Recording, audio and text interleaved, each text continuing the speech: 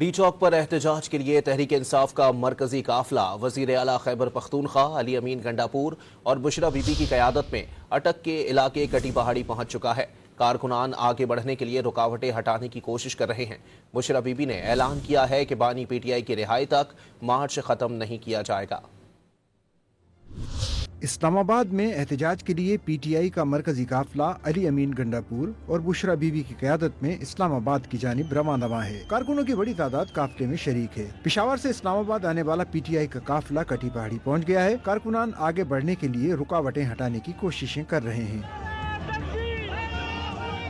قافلے کی شرکاء سے خطاب کرتے ہوئے بانی پی ٹی آئی کی اہلیہ بشرا بی بی نے واضح کیا کہ خان کی رہائی تک مارچ ختم نہیں کیا جائے گا۔ یہ بھی اعلان کیا کہ اگر کوئی ساتھ نہیں بھی دے گا تو وہ تب بھی کھڑی رہیں گی۔ تحریک انصاف کا اسلام آباد کی جانب مارچ اتوار کو سوابی سے شروع ہوا تھا، جس کی قیادت وزیر اعلیٰ کے پی علی امین گنڈاپور کر رہے ہیں۔